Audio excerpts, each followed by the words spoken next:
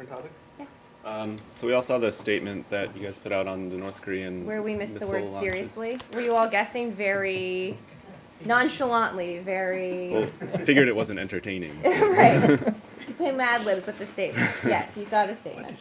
So do you have any feeling as to why they did this? A lot of people are speculating that it was a reaction to the Obama-Abe Park trilat, but... You know, I think I probably gave up long ago trying to guess why the North Koreans do things, and I don't say that in a joking way. I say that in a quite serious way. Guessing motivations behind their actions is something that I probably wouldn't even want to try to do.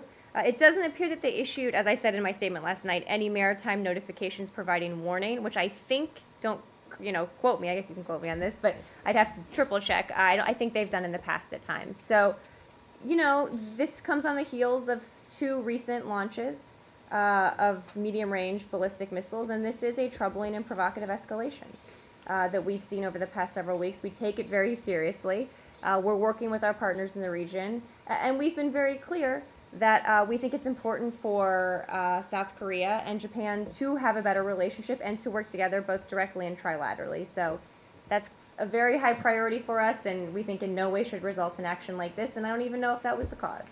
Do you have any indication as to, so the statement mentioned appropriate measures that you're considering in consultation with allies. Yep. Do you have any sense, can you give us any sense of what those appropriate measures might We're talking to our partners on the Security Council particularly right now, but also our other regional allies to determine what the best way is to move forward. So should we expect another Security Council resolution in this? I don't have any predictions to make. I think we're talking to them about what the most appropriate response will be. Okay. And then just last follow-up.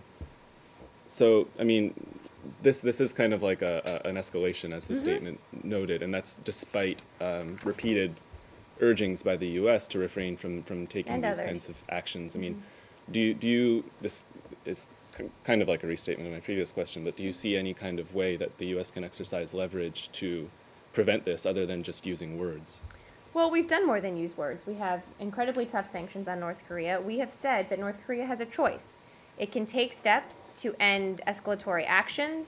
It can take steps to denuclearize. It can take steps to stop committing gross human rights violations and rejoin the international community and give, its people the future they deserve. But those are choices the North Korean government has to make.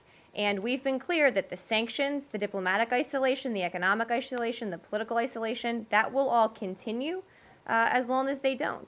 So, yes, you're correct in that they did launch these missiles, that they've escalated their actions quite a bit over the last few weeks, but they still remain incredibly isolated in all of the ways I said and will continue to be, which is certainly not good for the people of North Korea. These are decisions that the North Korean government could take today to help improve the lives of their people, and they're not doing it.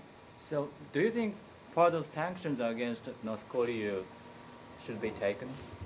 Further, I think I just addressed that we're talking to our Security Council partners right now and our regional allies to figure out what the best response will be, what the most appropriate response will be, and if and when we have further policy decisions to make, we will. But nothing to predict. So the Japanese will have direct meetings with the North Koreans on March 30th. Yes.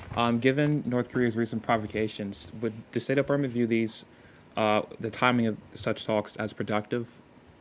Well, as you know, we consult frequently with Japan on North Korea and a wide variety of other issues, but specifically on North Korea.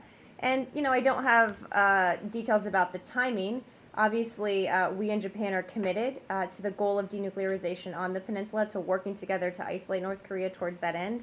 And, I would refer you to the Japanese government for why they chose this specific timing. So will the State Department reiterate the importance of of negotiating this issue within a framework of 6-party talks to the Japanese, or? We're all on the same page. Nothing's changed in terms of the way, the path forward here if North Korea chooses to take it, and the diplomatic mechanisms we would use to do that.